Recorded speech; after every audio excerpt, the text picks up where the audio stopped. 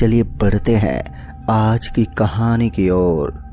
दोस्तों, आज भी कुछ इतिहासकार भूत प्रेत के होने का दावा करते हैं। पुरानी सदियों से जुड़ा हुआ एक गांव का किस्सा मैं आज आप सभी के सामने पेश करना चाहूँगा। वैसे तो भारत में असंख्य गांव ऐसे हैं जिनके अंदर भूतों के होने का दावा पेश किया जाता है और कुछ गांव तो आज खंडर बन चुके हैं, मगर एक ऐसा भी गांव है जिसके अंदर इंसान तो रहते हैं लेकिन मुर्दा इंसान।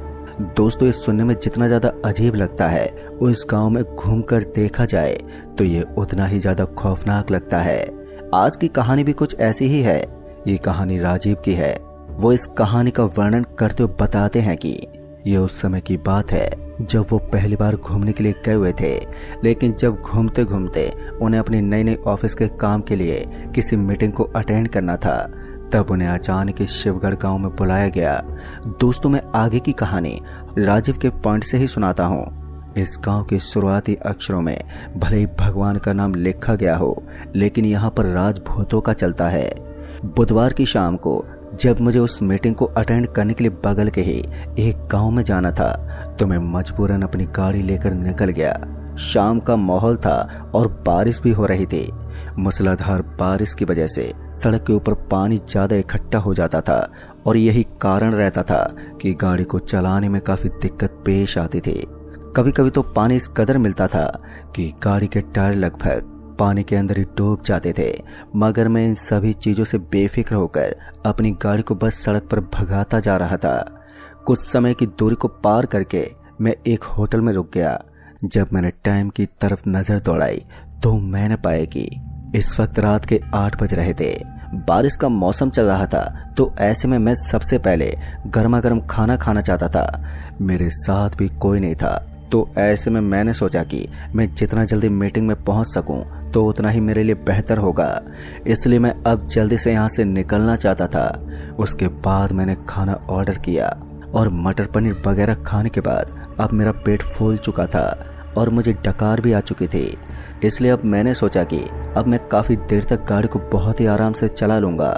वहाँ से निकलते वक्त मैंने 2 चिप्स के पैकेट भी ले लिए थे और एक सिगरेट भी ले ली थी, मगर जैसे मैंने सिगरेट का पैकेट उस रेस्टोरेंट वाले आदमी से लिया तो उसने कहा, भाई साहब, आपकी सलामती के लिए बता रहा हूँ कि आप इस रास्ते पर सिगरेट मत पीना। मगर उसकी बातों पर मैंने खास ध्यान नहीं दिया। हालांकि आज मेरे साथ पहली बार हुआ था कि किसी ने मुझे किसी रास्ते पर सिगरेट पीने से रोका था। खैर, मुझे भी इन चीज़ों से ज़्यादा कोई फ़र्क नहीं पड़ा, तो मैंने उस आदमी से कहा, अरे भाई साहब, आप चिंता मत करो, कोई दिक्कत नहीं है। मैं तो ऐसे रात भर गाड़ी चलाता रहता हूँ और सिगरेट पीता रहता हूँ, मुझे तो आज तक कोई भी समस्या नहीं हुई। और इतना कहकर मैं ज़ोर ज़ोर से हंसने लगा।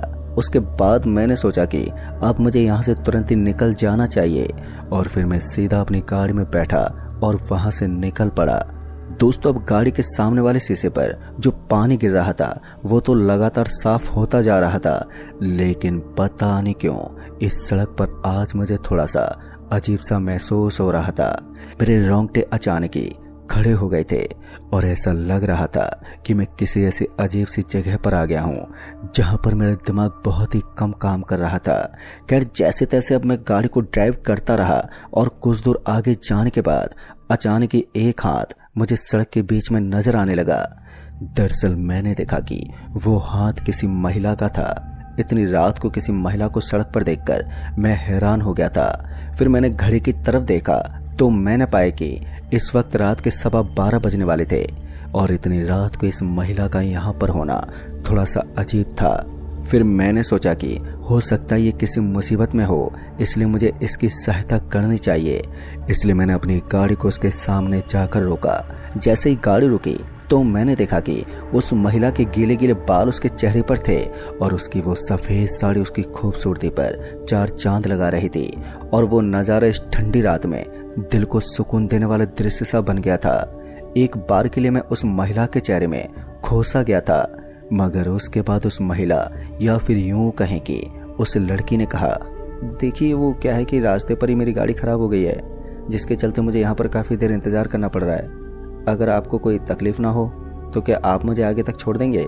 उस लड़की की बात सुनते ही मैंने उसकी बातों में हामी भर दी और उसके बाद मैंने उस लड़की को गाड़ी में बैठने को कहा तो मैंने देखा कि जस्ट कुछ दूर आगे चलते ही उसकी गाड़ी वहां पर खड़ी हुई नजर आ रही थी। फिर थोड़ी देर तक हम दोनों के बीच इधर उधर की बातचीत करने के बाद उस लड़की ने बताया कि मैं जिस मीटिंग को अटेंड करने के लिए जा रहा हूँ उसी के बगल में उसका घर पड़ता है। ये जानकर मुझे और भी अच्छा लग रहा था। अब मेरा सफर लंबा हो गया था और इसी बीच मैंने एक सिगरेट निकाली और सिगरेट को जलाकर सिगरेट पीने लगा। लेकिन उस वक्त मुझे समझ में नहीं आ रहा था कि सिगरेट पीने से उस लड़की को ऐसी क्या एलर्जी हो रही थी कि वो बार बार मेरी तरफ देख रही थी। उसके देखने का अंदाज अब काफी ज्यादा गंदा था। ऐसा लग रहा था कि वो मुझे एक बार में ही मार देना चाहती है और उसका इस तरह बर्ताव करना मुझे कुछ ठीक नहीं लगा। इसलिए मैंने उस लड़की से कहा, आप मेरी तरफ इस तरह घूर कर क्यों देख रही हैं? जैसे मैंने उसे इतना कहा कि तभी उस लड़की ने कहा, मुझे सिगरेट पीने वाले लोग बिल्कुल भी पसंद नहीं है। अब उसकी ये आवाज़ बदल चुकी थी और उसकी इस डरावनी आवाज़ को सुनते ही मेरे शरीर में बिजली सी दौड़ गई। जैसे ही मेरी नज़र उसके ऊपर टिकी तो मेरी आंखें फटी की फटी रह गई। दरअसल मैंने देखा कि अब उस लड़की के साथ साथ कोई दूसरी औरत भी बैठी हुई थी। वो तो अपने ही फ़ोन में मगन थी, लेकिन वो दूसरी महिला बहुत ही ज़्यादा खुंखार लग रही थी। उसके भी बाल बिखरे हुए थे और वो अपनी बड़ी बड़ी और डरावनी आंखों से मेरी तरफ देखे जा रही थी।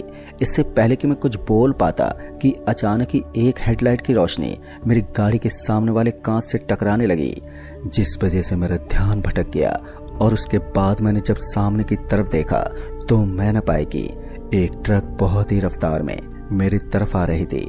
वो तो टाइम रहते ही मैंने अपनी गाड़ी को साइड में ले लिया, वरना अब तक तो मेरी गाड़ी के साथ साथ मेरा भी कचूमन निकल चुका होता। फिर जैसे ही मैंने उस तरफ वापस देखा तो मैंने पाया कि अब वहां पर वो लड़की अकेली ही थी। दोस्तों, इस हैरत भरे दृश्य को देखकर मैं बहुत ही बुरी तरह से कांपने लगा था। उसके बाद मैंने हल्की सी आवाज में कहा, आपने मुझे कुछ कहा? तभी उस लड़की ने कहा, नहीं नहीं, मैं तो कब से यहाँ पर खामोश बैठी हुई हूँ, आप अकेले ही बोलते जा रहे हो, पता नहीं किससे बात कर रहे थे। अब ये सब सुनते मेरा तो दिमाग ही ठनक गया। उसके बाद मैंने उसका नाम पूछा तो उसने अपना नाम आरती बताया और फिर मैंने आरती जी को पूरी बात बताई। मेरी बातें सुनते उन्हें भी घबराहट होने लगी। दरअसल उन्होंने बताया कि उन्हें भी काफ़ी देर से यहाँ पर अजीब सा लग रहा था और उन्हें अपनी गाड़ी के अंदर किसी दूसरे इंसान के होने का एहसास हो रहा था। उनकी सारी बातों को विस्तार से सुनने के बाद मुझे लगा कि मुझे अब अपनी गाड़ी के अंदर सिगरेट नहीं जलानी चाहिए। लेकिन इसी बीच जब मैंने गाड़ी के अंदर से सिगरेट को बाहर फेंक दिया था तब भी गाड़ी के अंदर से सिगरेट की बदबू आ रही थी और ऐसा लग रहा था कि मेरे अलावा कोई और भी है जो गाड़ी के अंदर सिगरेट फूंक रहा है। इस चीज़ ने मुझे काफ़ी हैरान कर दिया था।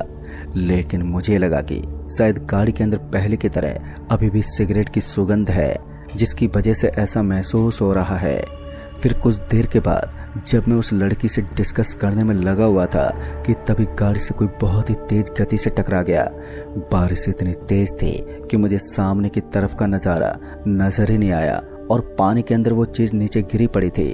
कहीं ना कहीं ऐसा भी तो हो सकता है कि वो कोई कुत्ता या बिल्ली हो जो अभी अभी मेरी गाड़ी से टकराया है। लेकिन अगर यहाँ पर कोई इंसान हुआ तो फिर बड़ी ही गड़बड़ हो सकती है। जैसे मैंने गाड़ी को रोका तो आरती ने कहा, क्या हुआ, आपने गाड़ी क्यों रोक दी? उसकी बात सुनते ही मैंने उससे कहा कि मुझे अभी अभी गाड़ी के बॉनट से किसी चीज़ के टकराने की आवाज़ आई है। और ये सुनते ही उसने कहा, लेकिन मुझे तो किसी की आवाज़ नहीं आई।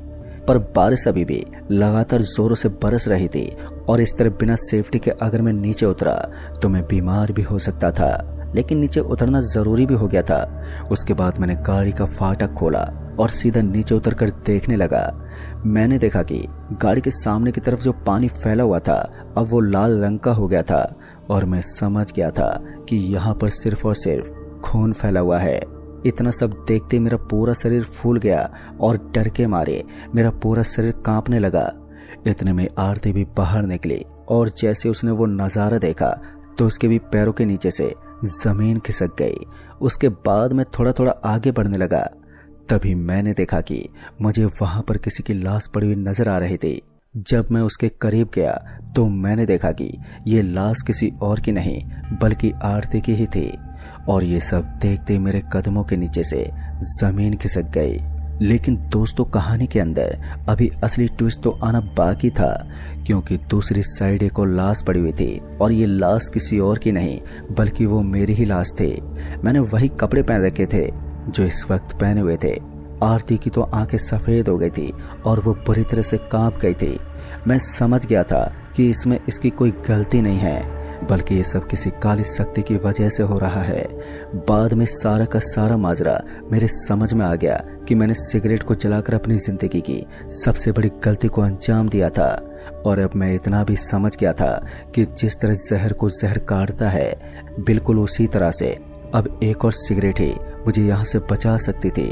क्योंकि मैंने अपने दादाजी से कहानी सुनी थी कि कई बार जब हमारे पीछे आत्मा पड़ जाती है तब हमें सिगरेट जलानी चाहिए। कहते हैं कि आग के आसपास भूत पिशाच नहीं आते। मुझे नहीं पता कि इन सब बातों में कितनी सच्चाई थी, लेकिन मैं एक बहुत ही बड़ा खतरा उठाने के लिए तैयार हो गया था। उसके बाद मैंने ऐसा ही किया जो मुझे ठीक लगा और सिगरेट जला ली। सिगरेट जलाकर मैं गाड़ी के अंदर बैठ गया और मेरे साथ साथ आरती भी गाड़ी के अंदर बैठ गई और फिर सिगरेट को जलाकर मैं अपनी गाड़ी को आगे बढ़ाने लगा। उस मूसलाधार बारिश के अंदर मुझे डर था कि कहीं गाड़ी खराब ना हो जाए, लेकिन इस बात को मेरी किस्मत कहे या फिर भगवान का साथ कि मेरी गाड़ी को कहीं पर भी ब्रेक नहीं लगा और वो सीधी सड़क पर सरपट भागने लगी। मेरे हाथ में सिगरेट चल रही थी और उस सिगरेट की वजह से गाड़ी के अंदर धुआं ही धुआं फैल गया था। और फिर अचानक ही ऐसा लगा जैसे गाड़ी के ऊपर वाली साइड पर कोई बहुत ही जोर से अपने पैर पटक रहा है और चलती हुई गाड़ी के ऊपर की साइड में अब मौज आने लगी थी।